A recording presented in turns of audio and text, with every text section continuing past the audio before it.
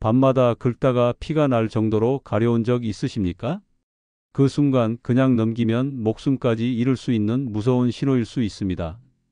저는 30년째 환자를 진료하고 있는 내과 전문의 김우진입니다. 수많은 환자를 만나지만 아직도 잊히지 않는 분이 있습니다.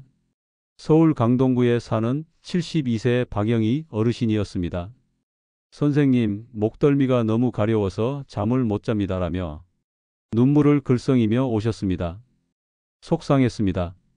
밤마다 긁어 피가 나고 남편까지 잠을 설쳐 가족 모두가 힘들다고 하셨습니다.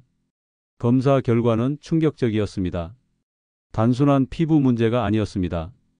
간이 보내는 구조 신호였던 겁니다. 제가 알려드린 방법을 실천하신 뒤 지금은 편안하게 주무시고 계십니다. 여러분, 끝까지 보시면 알게 됩니다. 왜 세 곳이 가려우면 수명이 짧아지는지, 그리고 어떻게 그 신호를 초기에 잡아내야 하는지 말입니다. 오늘 말씀드리는 내용을 끝까지 들으시면 여러분도 반드시 달라지실 수 있습니다. 그러니 본격적으로 시작하기 전에 부탁드립니다. 구독과 좋아요 꼭 눌러 주십시오. 여러분의 건강을 지키는 첫걸음이 될 겁니다. 그날 서울 강동구에 사는 72세 박영희 어르신은 제 진료실에 앉아 한숨을 내쉬셨습니다. 선생님, 저는 밤마다 목덜미가 가려워 미치겠습니다. 긁다가 살이 다 벗겨지고 피가 나도 멈출 수가 없어요. 그 말씀을 듣는 순간 제 마음도 짠했습니다. 나이 들수록 잠이 보약인데 매일 가려움 때문에 뒤척이신다니 얼마나 속상하셨을까요?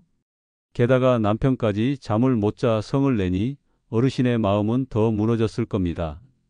저는 조심스럽게 여쭙습니다. 혹시 요즘 소화가 잘 안 되거나 몸이 유난히 무겁지 않으세요? 어르신은 놀란 눈빛으로 대답하셨습니다. 맞아요. 요즘 밥맛도 없고 괜히 힘이 없어요. 그런데 그게 가려움하고 무슨 상관이에요? 여러분, 바로 여기서 중요한 진실이 드러납니다. 목덜미와 등이 가려운 건 단순한 피부 문제가 아닐 수 있습니다. 간이 제 기능을 못해서 독소를 해독하지 못하면 그 독소가 결국 피부로 올라와 가려움으로 나타납니다. 즉, 피부는 단순히 겉반응이 아니라 내부 장기가 보낸 비상신호등이라는 겁니다. 검사 결과는 제 예상과 같았습니다. 간 수치가 정상보다 훨씬 높게 나왔습니다. 제가 차트를 보여드리며 설명드리자 어르신은 믿기 힘들다는 듯 고개를 저으셨습니다. 저는 그냥 피부가 약해진 줄 알았는데 간이 문제라니 너무 무섭네요.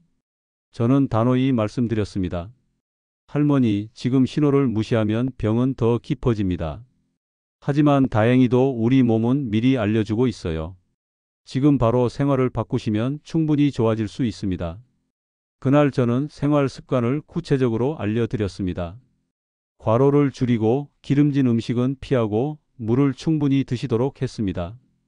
그리고 정기적으로 검사받으며 간을 지켜야 한다는 점도 강조했습니다. 2주 뒤 다시 오신 어르신의 얼굴은 달라져 있었습니다. 선생님, 이젠 밤에 긁지 않아요. 남편도 같이 편하게 잔다고 너무 좋아해요. 그 말씀을 듣는 순간 저 역시 안도와 기쁨이 밀려왔습니다. 여러분, 목덜미와 등이 계속 가렵습니까? 그건 단순 피부병이 아닐 수 있습니다. 간이 힘들어지고 있다는 경고일 가능성이 큽니다. 이 신호를 놓치면 간질환은 조용히 진행되어 더 큰 병으로 번질 수 있습니다. 여러분, 왜 하필 목덜미와 등이 간이 보내는 신호로 먼저 나타날까요? 많은 분들이 이렇게 묻습니다. 선생님, 왜 꼭 그 부위예요? 팔이나 다리도 있는데 왜 목덜미랑 등이 그렇게 가려운 거죠? 그 이유는 간과 신경의 연결 때문입니다. 간에서 해독되지 못한 독소가 혈액을 타고 온몸을 돌게 되면 피부로 빠져나오려고 합니다. 특히 목덜미와 등은 땀샘이 많고 신경이 집중된 부위입니다. 이곳이 제일 먼저 반응하면서 간질간질한 가려움이 생기고 심하면 긁다가 피가 나기도 합니다. 간은 침묵의 장기라고 불립니다. 아무리 망가져도 쉽게 아프다고 신호를 보내지 않습니다. 그래서 대부분의 환자분들이 간이 나빠졌다는 사실을 너무 늦게 알게 됩니다. 그런데 간이 마지막으로 보내는 구조 신호가 바로 피부 가려움입니다. 특히 목덜미와 등에서 나타날 때는 이미 간이 꽤 힘들어져 있다는 뜻입니다. 저는 환자분들께 항상 이렇게 말씀드립니다. 피부가 보내는 신호는 단순한 피부 이야기가 아닙니다. 내부 장기, 특히 간이 더 이상 못 버티겠다고 외치는 경고음입니다. 여러분도 아마 속상하신 경험 있으실 겁니다. 밤마다 긁느라 상처투성이가 되고 옷에 피가 묻고 가족들이 대체 왜 그렇게 긁냐며 걱정하는 날들. 이게 그냥 피부 가려움 때문이 아니라 간이 지쳐버려서 보낸 신호라고 생각해 보십시오. 얼마나 무섭고도 소중한 신호입니까? 실제로 경기도 고양에 사는 70세 김순자 어르신도 그런 경우였습니다. 처음 오셨을 땐 선생님, 등이 가려워서 밤마다 잠을 못 자요. 그냥 비누를 바꿔야 하나 했어요. 하셨습니다. 검사해 보니 간 수치가 높게 나왔습니다. 제가 알려드린 방법을 실천하시고 한 달 뒤 다시 오셨을 때는 활짝 웃으며 말씀하셨습니다. 이젠 등 긁는 일 없어요. 남편이 다른 사람 같네 하고 놀래요. 여러분, 여기서 중요한 메시지가 있습니다. 등과 목덜미의 가려움간이 보낸 마지막 비상벨이라는 겁니다. 이 신호를 그냥 지나치면 간질환은 더 깊어지고 나중에는 회복이 어려운 지경까지 갑니다. 그렇다면 어떻게 해야 할까요? 제가 환자분들께 알려드리는 방법은 크게 세 가지입니다.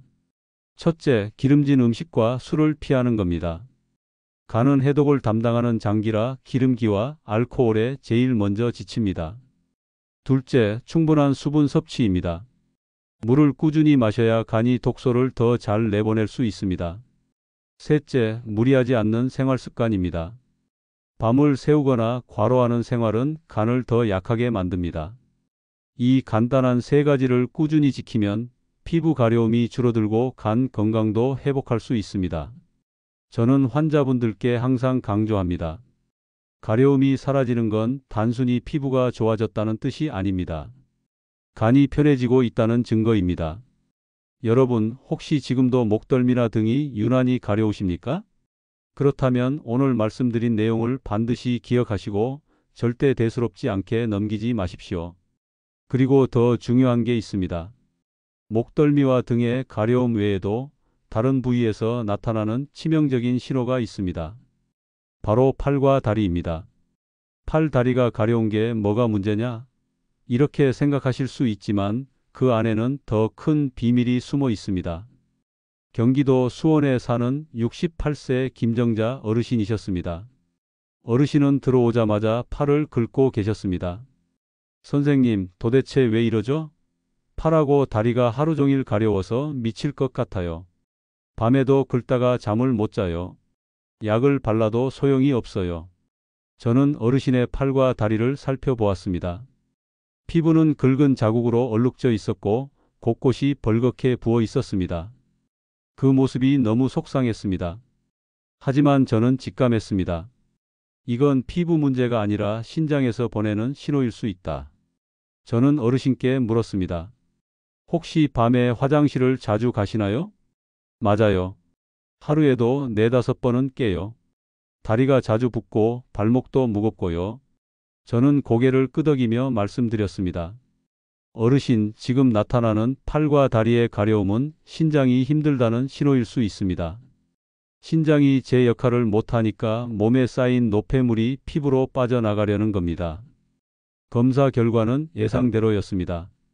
신장 수치가 정상 범위를 벗어나 있었습니다. 어르신은 결과지를 보며 얼굴이 굳어졌습니다. 그럼 제가 지금 큰 병에 걸린 건가요? 저는 조심스럽게 대답했습니다. 지금 당장 큰 위기는 아닙니다.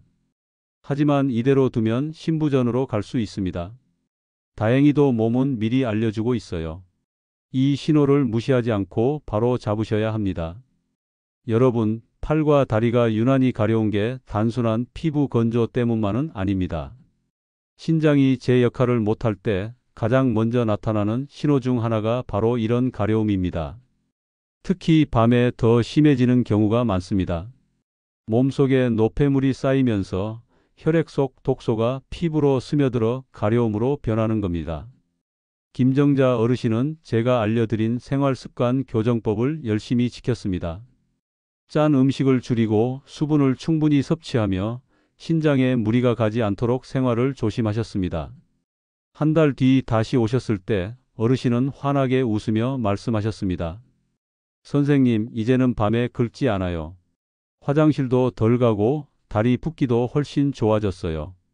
여러분, 가려움이 줄어든 건 단순히 피부가 나아진 게 아닙니다. 신장이 편안해졌다는 증거입니다. 피부는 우리 몸의 가장 큰 장기이자 내부 장기의 거울입니다. 속이 망가지면 결국 피부가 대신 울부짖는 겁니다. 팔과 다리가 가렵다고 해서 무심히 넘기면 신장은 점점 더 나빠집니다. 결국 신부전으로 이어져 투석이나 이식까지 가야 할 수도 있습니다. 하지만 다행히도 몸은 이렇게 미리 경고를 보내주고 있습니다. 그 신호를 알아채고 바로 대처하면 충분히 막을 수 있습니다. 여러분도 혹시 요즘 팔이나 다리가 유난히 가렵지 않으십니까? 특히 밤마다 심해지고 긁어도 시원하지 않고 다리 붓기까지 동반된다면 반드시 신장을 의심하셔야 합니다. 이 신호를 무시하지 않는 것, 그것이 바로 여러분의 수명을 지키는 길입니다. 그리고 더 무서운 사실이 하나 있습니다. 신장에서 비롯된 가려움이 팔과 다리에만 머무는 게 아니라 어느 순간 손과 발끝으로 번질 수 있습니다. 그곳이 가렵다는 건 단순한 증상이 아니라 이미 혈관과 신경까지 영향을 받았다는 뜻입니다.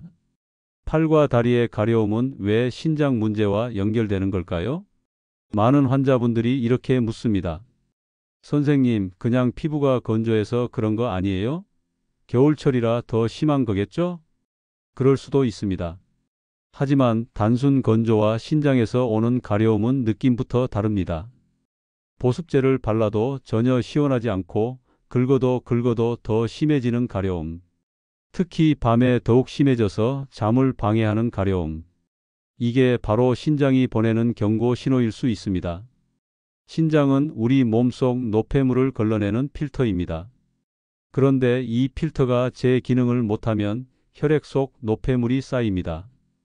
그 노폐물은 결국 피부로 몰려가서 팔과 다리 피부 신경을 자극합니다. 결과는 단순합니다.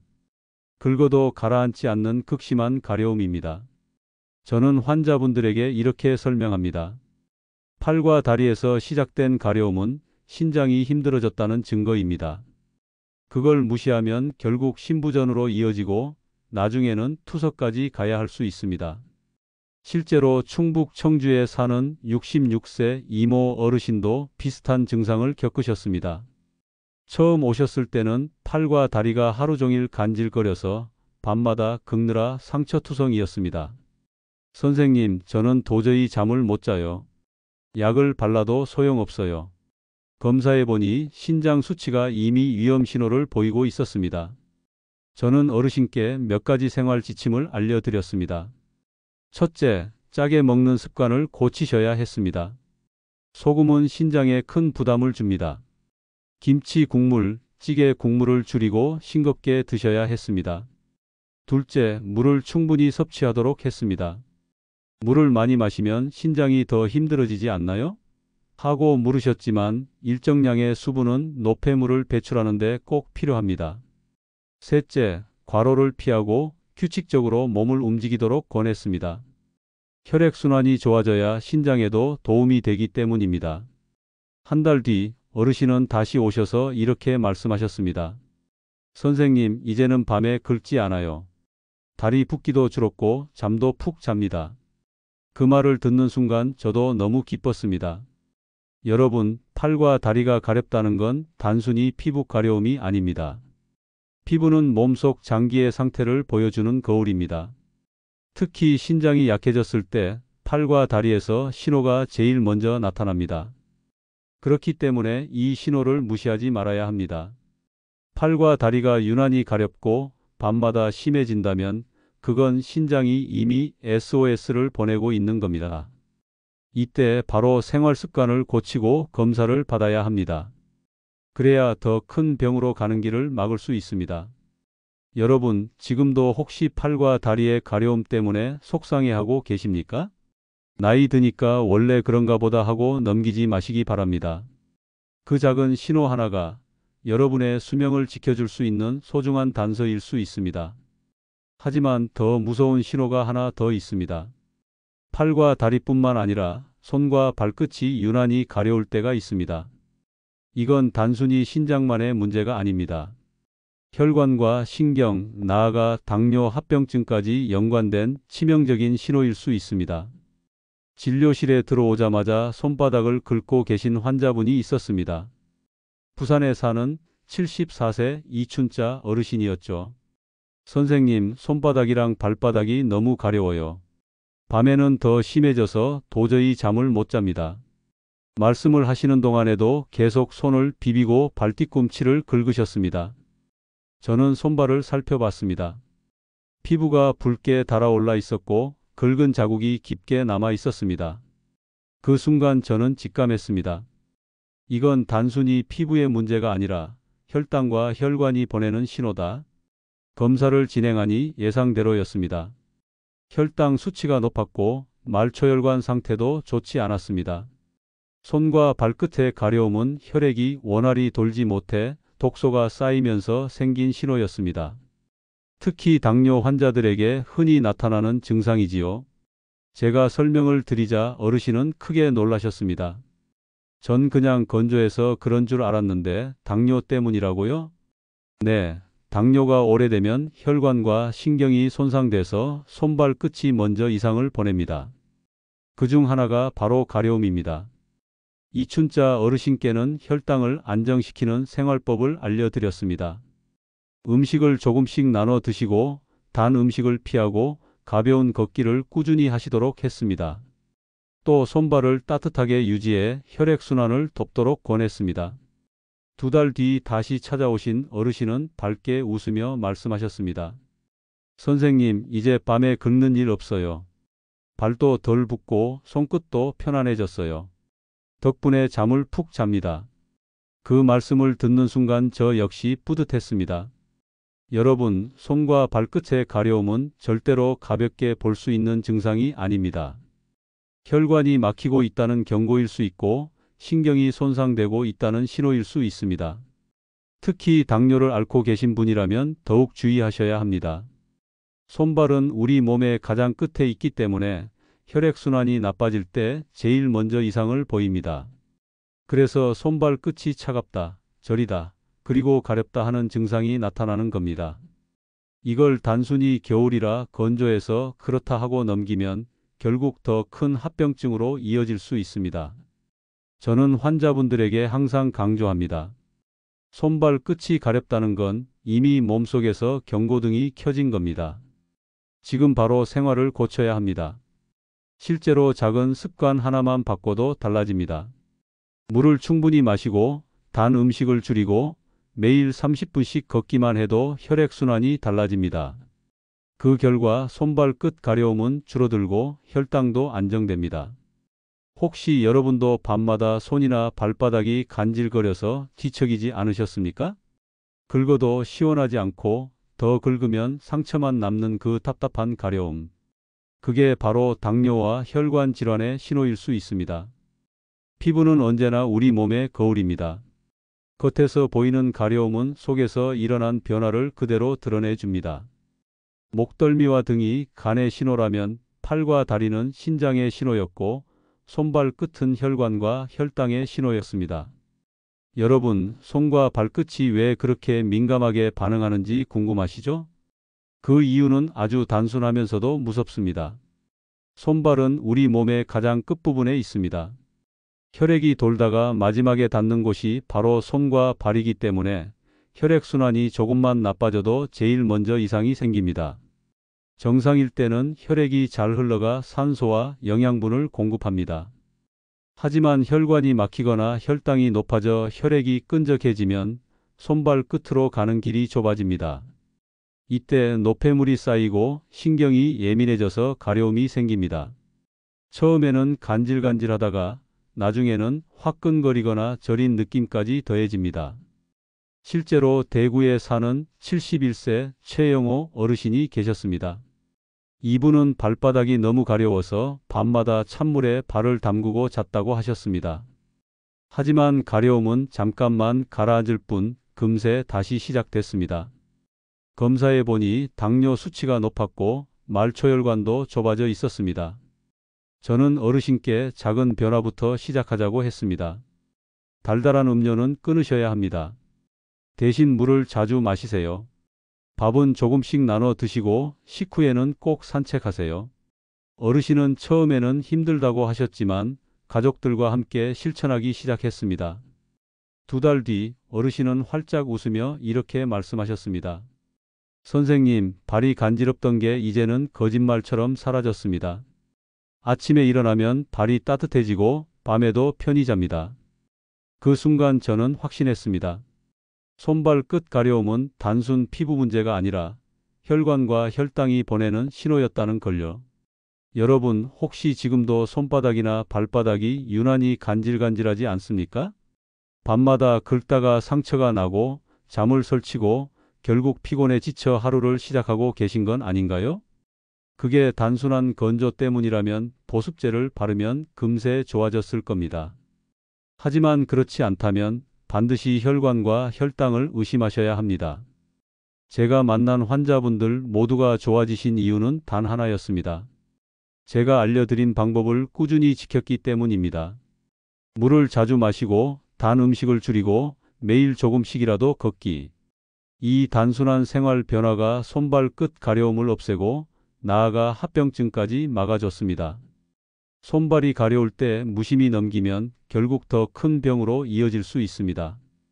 혈관이 막히면 뇌졸중이나 심장병 위험까지 커집니다.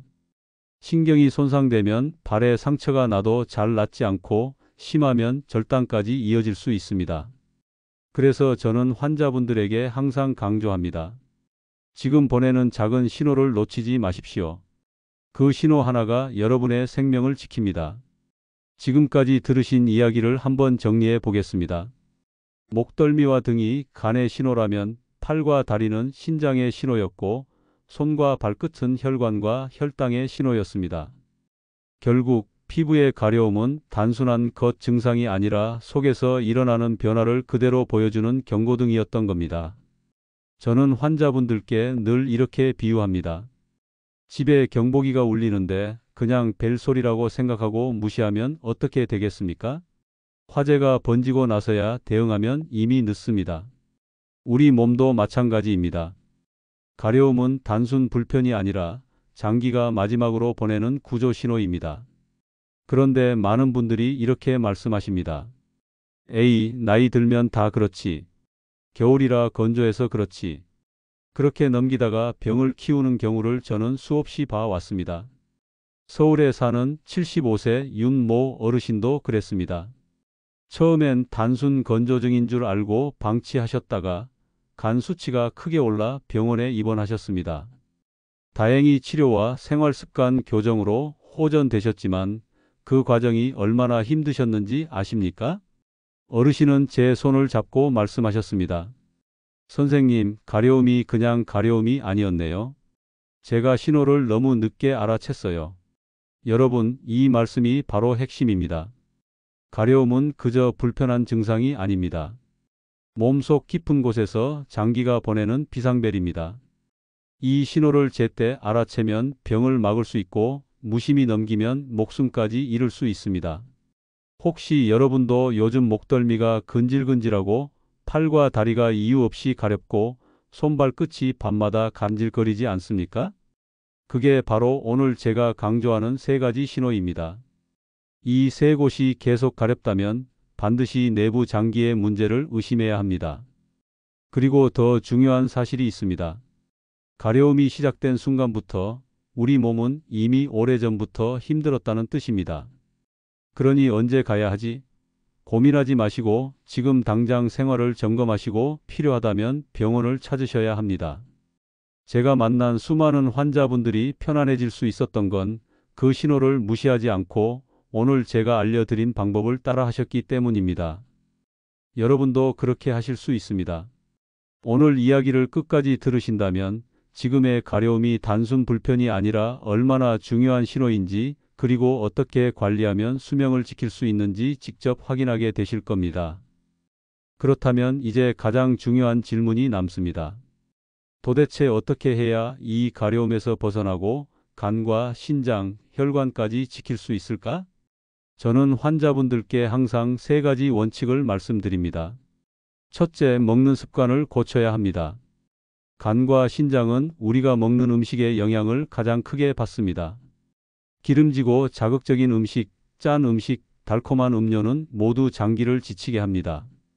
특히 밤늦게 먹는 야식과 술은 간을 가장 먼저 무너뜨립니다. 여러분, 조금은 괜찮겠지 하며 드셨던 그 한 끼가 사실은 몸속 장기에 큰 부담이 되고 있다는 사실을 기억하셔야 합니다. 둘째, 물을 올바르게 마셔야 합니다. 신장이 제 역할을 하려면 충분한 수분이 필요합니다. 하지만 한 번에 많이 마시면 오히려 부담이 됩니다. 하루 종일 나누어 조금씩 자주 마시는 것이 가장 좋습니다. 물을 꾸준히 마시는 것만으로도 노폐물이 줄어들고 팔과 다리의 가려움이 완화되는 경우를 저는 많이 보았습니다. 셋째, 움직이셔야 합니다. 걷기만 해도 혈액순환이 달라집니다. 손발 끝으로 따뜻한 피가 흐르면서 가려움이 줄어드는 환자분들을 저는 수도 없이 봤습니다. 선생님, 그냥 하루 20분씩 걸었을 뿐인데 손발이 덜 가려워요. 이렇게 말씀하시는 분들이 많습니다. 몸을 쓰는 것은 가장 값싼 약이자 가장 강력한 치료입니다. 이 세 가지는 누구나 할 수 있는 일입니다. 돈이 많이 드는 것도 어려운 기술이 필요한 것도 아닙니다. 그런데 바로 이 작은 변화가 여러분의 몸을 살립니다. 서울 노원구에 사는 69세 김모 어르신이 계셨습니다. 팔다리 가려움 때문에 잠을 설치다 결국 저를 찾으셨습니다. 검사 결과 신장에 무리가 있었고 혈관도 좋지 않았습니다. 제가 알려드린 대로 식습관을 바꾸고 물을 나누어 마시고 하루 30분씩 걸으셨습니다. 3달 뒤 다시 찾아오셨을 때 어르신은 활짝 웃으셨습니다. 선생님, 이제는 밤에 걷느라 고생하지 않아요. 몸이 훨씬 가볍습니다. 그 웃음을 보며 저 역시 큰 보람을 느꼈습니다. 여러분, 환자분들이 모두 좋아지신 이유는 단 하나입니다. 오늘 제가 말씀드린 방법을 그대로 따라 하셨기 때문입니다. 저는 거창한 약이나 복잡한 치료를 드린 게 아닙니다. 단순하지만 꾸준히 지킬 수 있는 생활법이 그분들을 살린 겁니다. 혹시 지금도 가려움 때문에 속상하신가요? 잠을 설치고 옷에 긁힌 자국이 남고 가족에게 미안한 마음이 드십니까? 그렇다면 오늘 제가 드린 세 가지 원칙을 기억하십시오. 먹는 것, 마시는 것, 움직이는 것. 이 단순한 세 가지가 여러분의 간과 신장, 혈관을 살리고 가려움에서 해방시켜 줄 겁니다. 여러분, 가려움은 그저 피부의 불편이 아닙니다. 수명을 깎아내리는 경고음입니다. 하지만 이 신호를 알아채고 바로 행동하면 반드시 달라질 수 있습니다. 오늘 제가 드린 말씀을 꼭 기억하시기 바랍니다. 가려움은 단순히 피부가 건조해서 생기는 작은 불편이 아닙니다. 목덜미와 등, 팔과 다리, 손과 발끝, 이 세 곳이 유난히 가렵다는 건 이미 몸속 깊은 곳에서 장기가 구조 신호를 보내고 있다는 뜻입니다. 간이 지쳐서 더는 독소를 걸러내지 못할 때 목덜미와 등에서 가려움이 시작됩니다. 신장이 무너져 노폐물을 제때 내보내지 못할 때 팔과 다리에서 간질거림이 심해집니다. 혈관이 막히고 혈당이 높아져 신경이 손상될 때 손과 발끝이 타들듯 간지럽습니다. 이건 단순한 불편이 아니라 수명을 갉아먹는 위험한 신호입니다. 저는 환자분들을 보며 늘 안타까움을 느낍니다. 에이, 나이 드니 원래 그렇지 하고 넘어가다가 병을 키우는 경우가 너무 많습니다. 하지만 다행히도 몸은 이렇게 미리 알려줍니다. 그 신호를 무시하지 않고 바로 행동하면 충분히 막을 수 있습니다. 여러분, 오늘 들으신 이야기를 반드시 기억하시고 실천하시길 바랍니다. 제가 만난 환자분들이 모두 좋아진 이유는 단 하나, 오늘 말씀드린 방법을 꾸준히 따라 하셨기 때문입니다. 여러분도 할 수 있습니다. 그리고 여러분도 반드시 좋아지실 수 있습니다.